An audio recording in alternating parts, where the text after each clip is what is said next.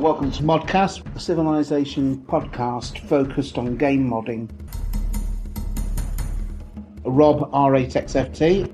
Vice Virtuoso. Narad. Yes.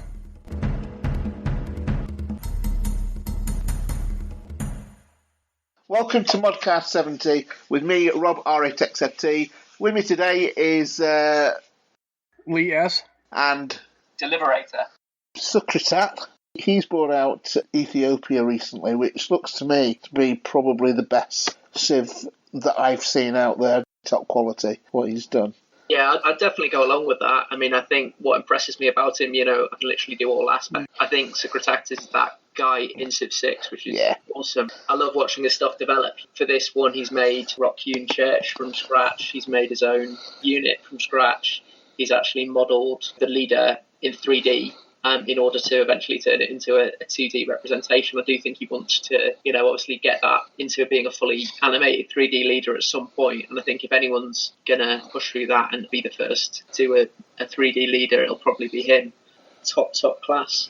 His Civs, when they come out, they're quite original as well. And what they do, I mean, I've got to admit with mine that I've done so far, and they were really only for kind of showing other people how to do them initially. So, of course, it can program as well. So there's all those things in there that he's got. And I thought it's a tremendous mod. Very much enjoyed playing it. An example of something that's a lot more possible and straightforward in Civ 6 is make new unique natural wonders. So he's done Fuji and Tonle Sap, the lake. Yeah. Both of which are, look really great. And for me, it's one of the key areas. Civ 4, you really did have that complete control. You could change, the height maps, so you could be on mountains less tall or on the face of it without delving too deeply. It looks like a lot of that same stuff is possible with Civ 6. And I think, I want to see more environmental modding, because I think that's one of the things when people talk about total conversions.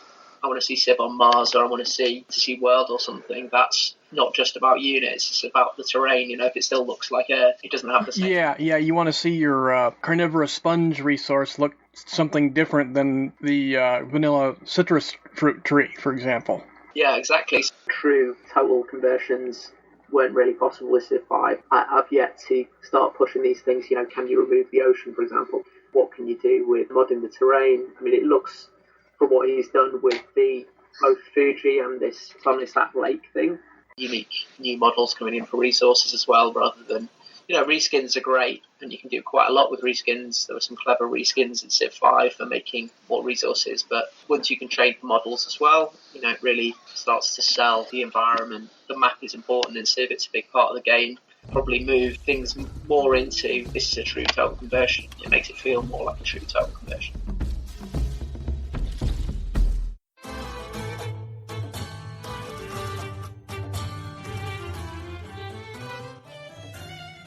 Deliberator, who created more units and more units Poland, more units Aztecs, more units just about anything else. How did that all come about then, creating all these units for Civ 6?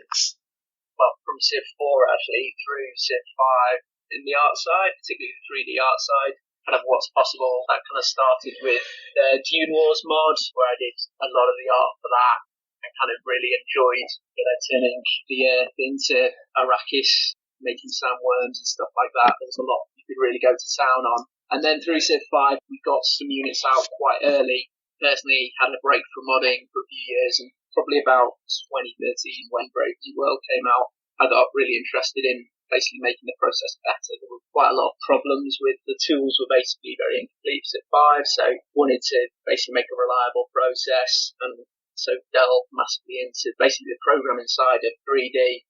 Had to go quite deep into that to make the tools to allow people to mod their 3D art in Civ 5, because sadly Firaxis didn't really provide anything that worked very well. Okay, so what's different in Civ 6 then? I would say a lot is better. I mean, the first thing to say is the underlying engine is the granny system, so anyone who has worked with Civ 5 3D stuff, pretty much all those skills are transferable, and the systems are so similar that you can pretty much use Civ 5, and the unit art is what I've tested so far in Civ 6 with very minor modification. The animations work, that's good. Obviously, the big thing is that there's tools that actually work now and are really helpful. So you've got the asset editor, which is cool. I might come back to that. But the asset previewer, just the ability to be able to view things outside of the game using the same engine and tweak stuff. I can change the textures. You can even, with the asset previewer, try out the attachment system, which is one of the biggest differences between Civ 5 and Civ 6. So in Civ 5, the whole unit was one model. In Civ 6, your helmets, your swords, your bodies, the fleshy parts of the model, the bodies, the heads, everything, all of those bits are separate models. There's a certain amount you can do creatively just by swapping those elements around. And you can preview that stuff in the asset previewer, which is great. I haven't really started to explore the potential of that, but just from a time-saving point of view, the ability to try out your models and textures without booting the game or reloading your mod much quicker than it was before. Yeah. I mean, I felt that in Civ 5, the only thing that really let it down was the lack of units compared to Civ 4 and Civ 3 that were created. And I was kind of hoping that in Civ 6, things go back to how they were again and more units get made. So far, they have been by yourself, but... Yeah. It's interesting the way that they changed the system. More units started as an experiment to see what was possible, just swapping helmets and trying to do. So a lot of those quote unquote new units that are in more units are still just made by recombining and recoloring elements from the vanilla game. I'm grateful I am to you for so doing. So certainly with with my mod, it's based in a certain time frame. So at the moment, there aren't really many units out there that I can actually use. So that's been really useful to add some of the extra missing bits. I mean, will we be able to do our own animations then, do you think, with these units? Animation is one of those things that is other end of the spectrum. Yeah.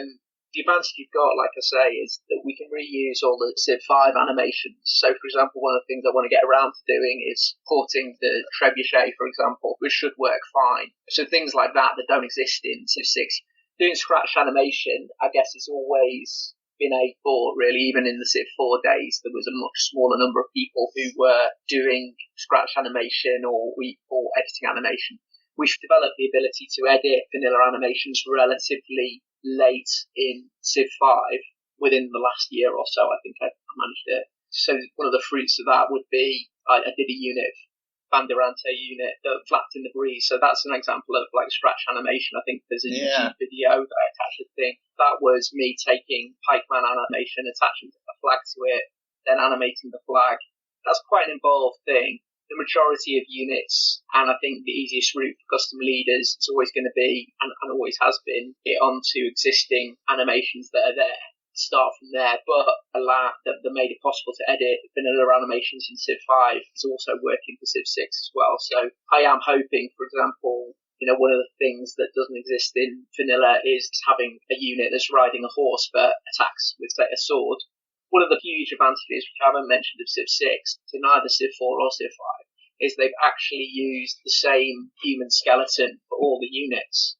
And that really is like a huge strength because it means I can actually, using only like XML by reconfiguring the stuff in the asset files, I can do what we would have called in the past a re-rig, or by editing the asset in the asset editor. That's a huge step forwards, I think, where you've got one armor, because everything hangs off the armor actually. Yeah. So then you attach a body to it, and the body obviously appears under the armor, but the driving thing will be the armor. And then you attach the head, the helmet, whatever weapons are going on it, create the armor. I can then use that armor with any human animation, any more 3D modeling work. Sounds like a dream, doesn't it, Lee? Yeah. I would say this quote that they had of designed from the ground up with deep mod support in mind, there's a lot more you can do. Yes. The fact that you can mod stuff and it's possible to mod it doesn't necessarily mean in all cases it's easy to do that. There's still a lot you kind of have to understand, but at least this stuff is impossible. There were certain things that were impossible or a lot of work in Civ 5 that are no longer the case. So what else would help you if Firaxis were to create it? I haven't come up against too many limitations, as I haven't tried to do. From where I'm sitting, 3D leaders, there's no block or two other than the sort of complexity of 3D leaders. One of the issues is they're all very heavily characterized. So Yes. whereas in Civ 5, you can maybe say, right, if there's more mileage and reskinning the vanilla leaders, because that was hard to do, no one really ever got round to doing it very much. In Civ 6, I think you'd struggle because they're also very, very stylized and heavily characterized. But from a technical point of view, it's possible. You could even, someone asked the question, could you convert Civ 5 leaders to Civ 6? I think it's not impossible, but not sure. Would you be able to, for example, glasses off Gandhi if you wanted to use him as like an ancient leader? Not that I've actually tried this in game yet, but as I think Sucratak showed, you can actually view the 3D leaders in the asset preview as well, which is, again, like the asset preview is just such a huge step forwards. Yeah. There was no way of testing a Civ 5 leader outside of the engine, and so the sort of tweak retest loop is painfully long, and that just kind of makes the modding process long. But something like taking the glasses off, you would have to basically use Blender or a 3D art tool to do that. You'd at least need to, as things stand, use Blender to cut the glasses off the model. But, removing stuff is a lot easier than adding new stuff that looks good. So that would be quite a straightforward one. If you knew how to use Blender properly. Yeah. I mean, all this 3D art stuff, I kind of wish more people would have a go at it. I can see how it's very sort of intimidating and there's a lot to learn. But I personally find it really fun. When I started modding probably 8 years ago, it was just because I was actually playing the Colonization remake. I kind of felt, right, this art is a bit bland, not very flavourful, and I actually started out by doing those units, and then I kind of taught myself a bit of Blender and Timer tools to see what you could do with that. Started importing stuff from the main Civ 4 game to add more diversity and to make it feel a bit more alive. So I'm basically self-taught, really. I would encourage more people to have a go, and myself and people like Wolfdog try to help people who come on the forums and try and have a go. I want to learn it. I really do, because I think when I started out modding, which was probably about 15 years ago now, I always looked at people like this guy called Embryo Dead on Civ 3. He was able to do every aspect of the modding. I thought I wanted to be like that, and I managed to achieve that with Civ 3. To a bit with Civ 5, but probably not the units. Certainly with this one, Civ 6, I really want to be able to do some good units that I can then use. And I think once you can do that, you're not really reliant on other people to try and produce things. And with the best will in the world, other people don't necessarily have the same hopes and desires as you do for getting the units out there, if you see what I mean. Whereas, if you can do it yourself, it's a lot better, I think. The sort of levels that you can go through, especially now, you can start just using the attachment system, recombining assets that are already out there. I mean, one of the things that we should basically, as a modding community, make possible is the sharing of these things. So when you create an armor, you share that with everyone else, and then they have that armor available to use with whatever animation they choose. Effectively, I mean, this is where I would hope we get to that entry level where you can just you put an armor, then maybe try a reskin. If you can do that and retexture stuff. It opens enough doors. You've already a fair amount of flexibility. For example, if you're really into, 19th century or 18th century uniforms, there's a lot you can do just by reskinning. This is the way it'll branch out. Yeah. I did some 3D modelling for the Civ 3 units, which in size are fairly similar to the size of an individual unit in Civ 6, it seems, by looking at them.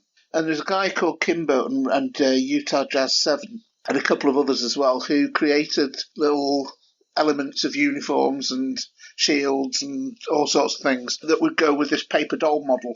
A bit like what you were saying earlier, where all the models are the same size. Well, there was this one paper doll model that was created that was used for different units. People would come and create a unit, and then they'd also share the assets they used to create that unit. And I wonder whether or not some of those assets might actually be suitable for Civ 6, whether or not those would import.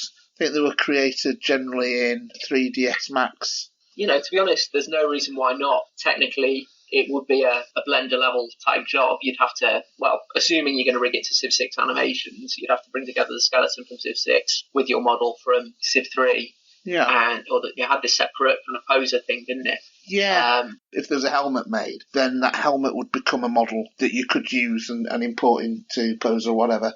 Totally possible. I was having a look earlier, and there's something in the region of 100 to 150 actual good quality items. There's like shin guards for different uniforms. There's tops, there's trousers, there's hats, there's weapons, there's shields. There's all sorts of things which, if they can be incorporated in, you've kind of got an entry level as well to adding some of these items to make some good units a bit different. As I say, the part that has to be done is you've got to take that model, which obviously knows nothing about Civ 6, and bring it to the Civ 6 animation. So you are going to have to, I would use Blender to do that, but Blender has an import for certainly max models. So you can bring them in and rig them, and then bring it together with the textures in the asset previewer, and you'd be able to see it in there. And as I say, it'll be a one-time thing for someone to do that work. I mean, in terms of sources, there's some good sources out there for models.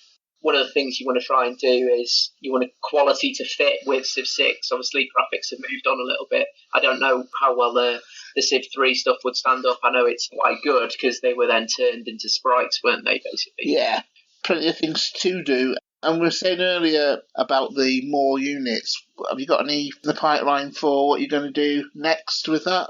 I kind of feel like, the structure of it, which is where 2 unique units to every Civ, unsustainable. People are bringing out new modded Civs now, and Firaxis have got some more in pipeline. I'm much more interested in carrying on with the art than going on maintaining it for the longer term.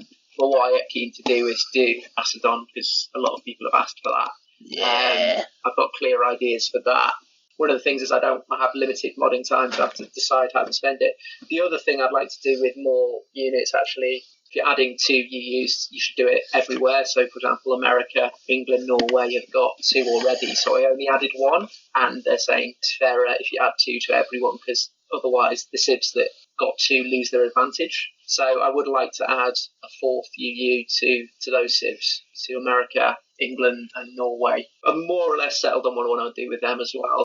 One of the things we haven't really talked about is the art style of Civ 6. For the human units, you've got to kind of go with the exaggerated proportions. One of the first actual custom models I did, which was adapting an existing model, was to make the longswordsman. You really are kind of challenged for adding a new line of units because there's not a lot of room in the tech tree or the civics side of it either. No, exactly. I'd be surprised if both of those trees don't get bigger. Yeah. I think you've kind of inspired me, certainly, to go back and have a look at creating some units myself, some basic stuff, and have a look at what you've done and reread through the tutorials that they put on Civ Fanatics, and thank you very much for doing those.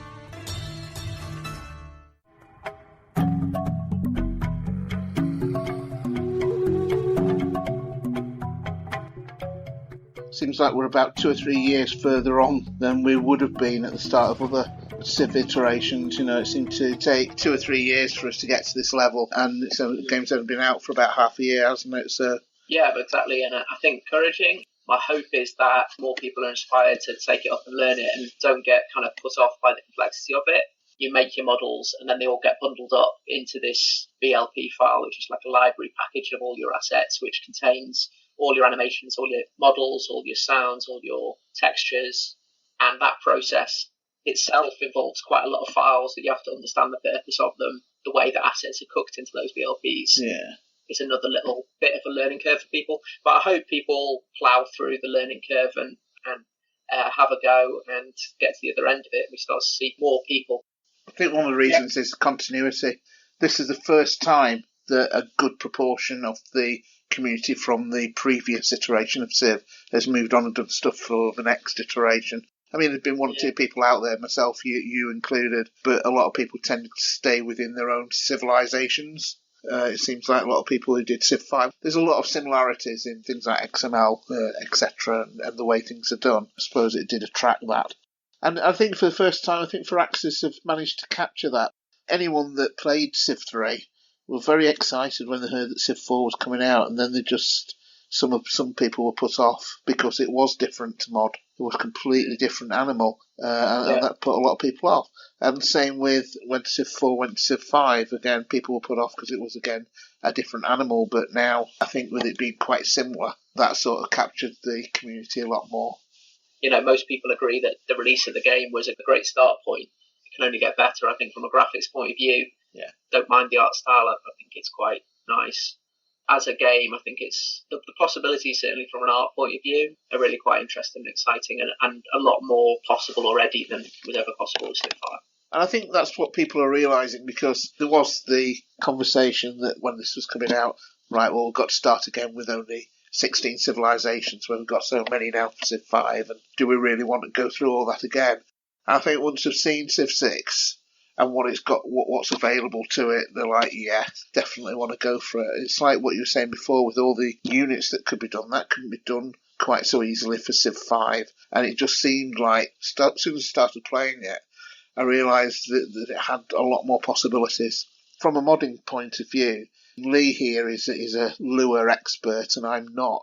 So I would rely on Lee for a lot of things for Civ 5, which he kindly helped me with. But with Civ 6, with some of the modifiers that they've got in there, that does a lot of that work. So it means that it's a lot easier, therefore makes it more accessible to modders like me. So you do want to come across because you think, well, actually, yeah, it's kind of going to work. I'm kind of going to be able to do some of these things for myself. Yeah. A general question about Lua modding and Civ 6. This business of built from the ground up with deep mod support in mind. As someone who knows really nothing about Lua modding, what sense do you get that that's true or not true? I don't want to offend Firaxis, but the only way I can say is not so much right now. They really only built the Lua so far to handle what they needed, and they haven't fleshed it out anywhere near like it was in Civ 5. That having been said, there's still a lot of stuff you can do with the LUA system. Contrary to some people's complaints that, I can't do anything with it. Well, it's really not true. It's just you have to figure out new ways to bend the game to your will. Workarounds. Yes. And hopefully Firaxis takes another look at that and adds back some of the stuff that was available in Civ 5. For example, in Civ 5, they added a series of game events that allow you to directly specify this city can build this building or not. And if I had that capability, I wouldn't need these dummy buildings to unlock the real building I want the player to be able to build.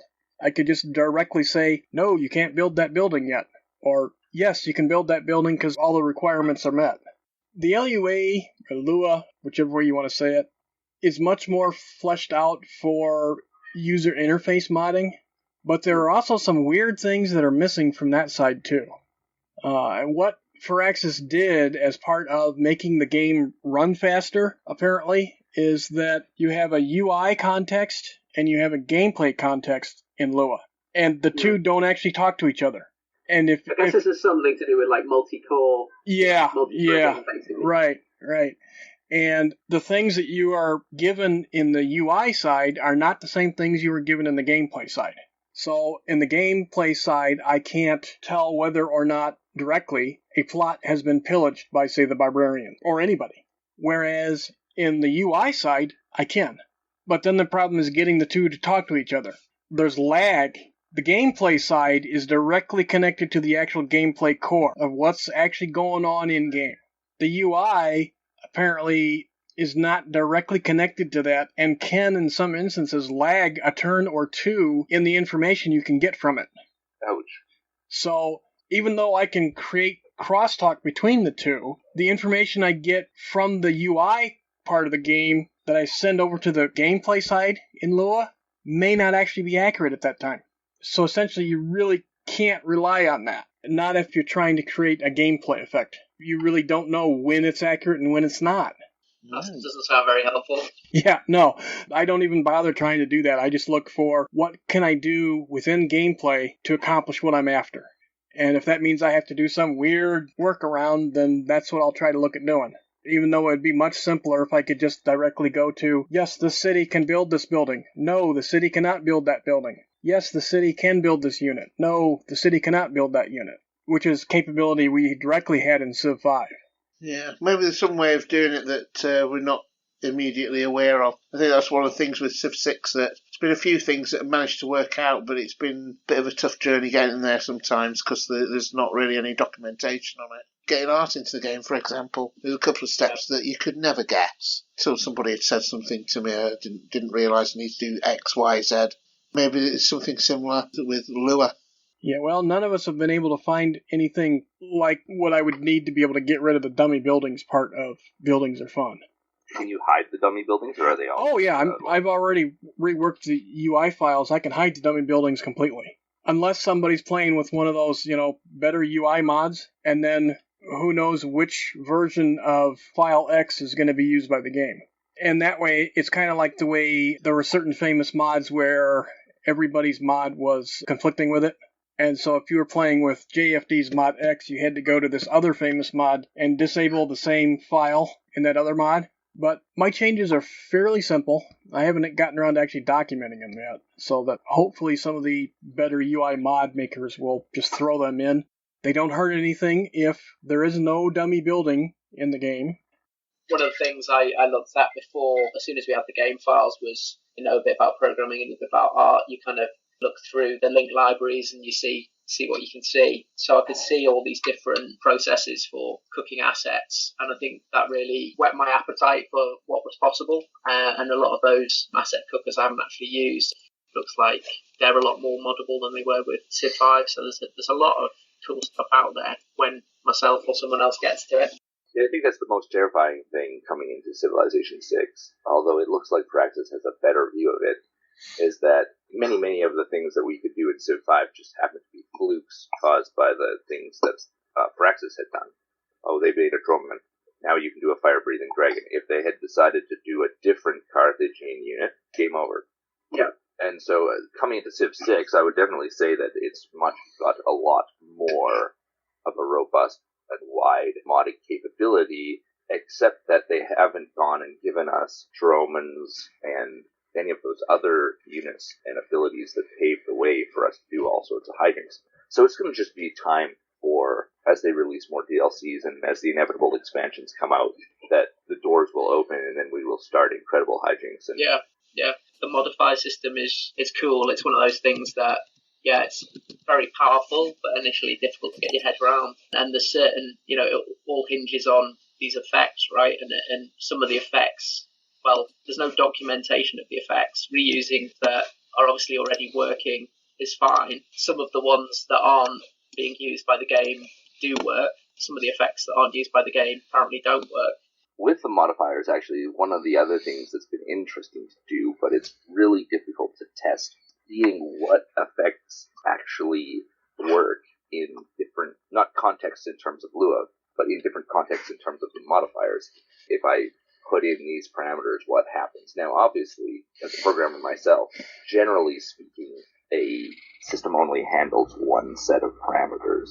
It's defined in the function. If you give it garbage data, it might do something different, but it's not going to do something meaningful. Because there's the different layers of the modifier, seeing what happens if you swap up, say, the requirement sets or the modifier effect pointers in some of the more commonly used ones and see what happens. And sometimes it works. Usually you stare at a desktop and wonder which of the three things you changed was the right one because you're too dumb to do everything in single increments. Mm-hmm. I've had a little bit of success with it.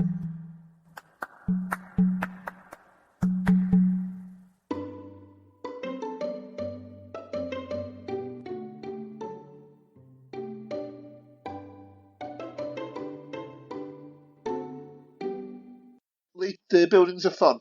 This is what you've been doing on your mod, isn't it? Yes. Basically, it's the only mod I've done, really, other than the one I wrote to help test things. The only one so far, Lee. Yes. Basically, it adds a whole bunch of buildings, but it also adds a whole series of systems that other mod makers can use. So it's a dual purpose here. After Civ 6 came out, there was nothing like what we had in Civ 5 where you could only build this building if your city had this local resource, for example. That was something I missed, and a lot of other people did too.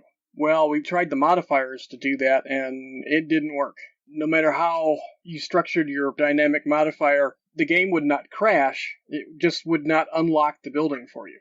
Basically, what I had to do is I had to reinvent the dummy building system from Civ 5, apply it to Civ 6, and then use LUA to determine when a dummy building gets placed into a city, and when that happens, you then use that dummy building as a prerequisite for the real building you want the player to be able to construct. Buildings are fun, has buildings that are linked to each era. If you are in the ancient era, you could build a food building. It gives you more food in your city. Or you could build a science building that gives you more science at a cost to culture. So you have to do some trade-offs here. Likewise, there's a building that will add more production to your city, but it takes away food.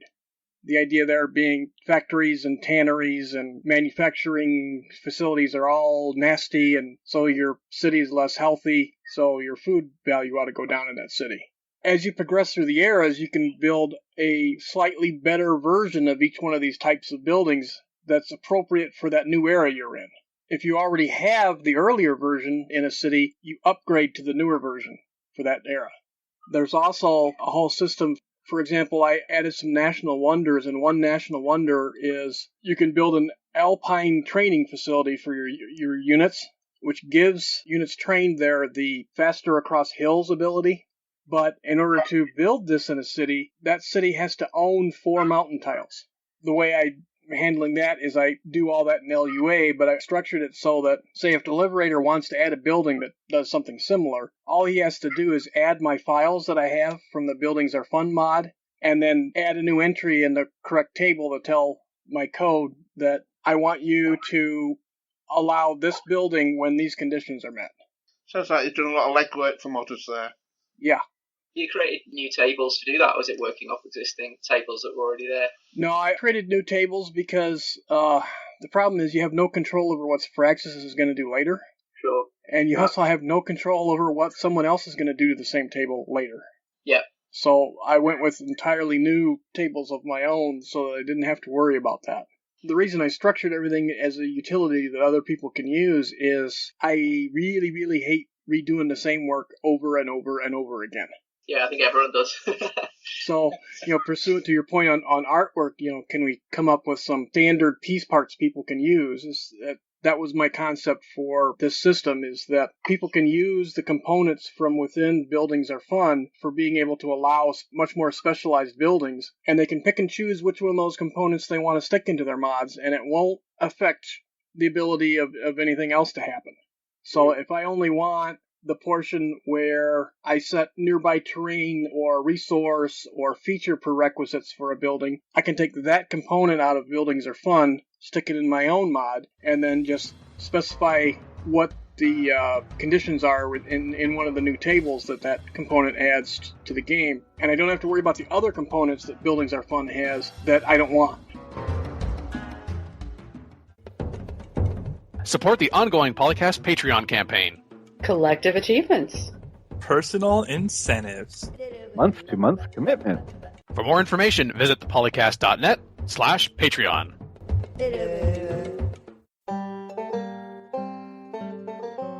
Calling today. In North America, the number is 301-637-7659. In Europe, 44121-288-7659. The only thing worse than being talked about is not being talked about. For more information on ModCast, log on to the series' official website at thepolycast.net.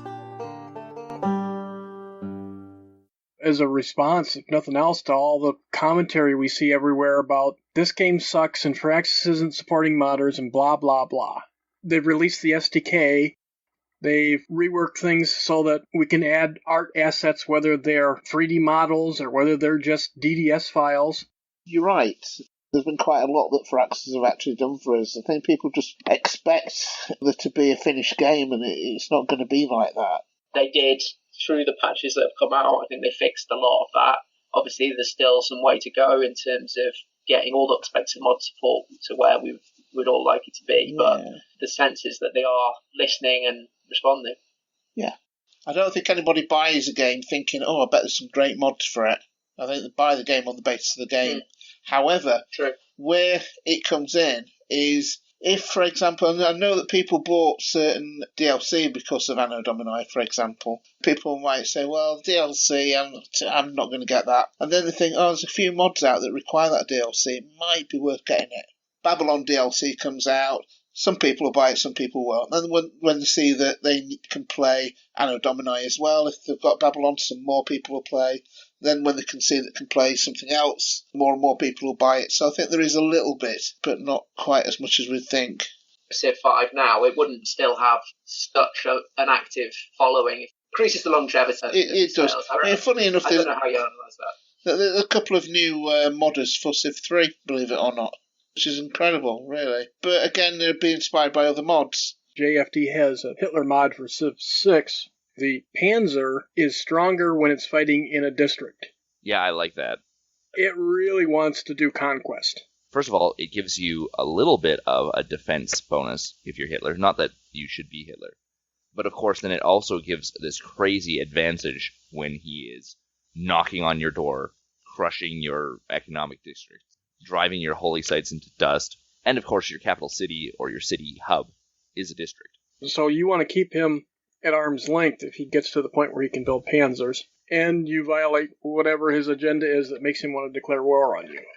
Which is not being at war. Yeah. And if you're playing as him, then you basically do what he did. I want a little bit of Austria, a little bit of Poland, a little bit of France, a little bit of Yugoslavia. But in that case, it's I want all your cities. Right. I mean, I think it's a great mod. It's a great entry. I know it's not JFD's first entry into Civilization 6, but it's his second. But I feel like Hitler is a must in Civilization games.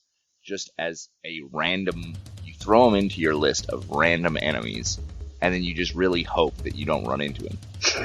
So you really, really do like to have a game full of shotguns then? This has been ModCast 70. Thanks for joining us. You've been listening to myself, Rob, R8XFT. Along with me was... Lee S. Rather Forgiven. Deliberator. Fantastic. Thanks a lot, everyone. And until next time.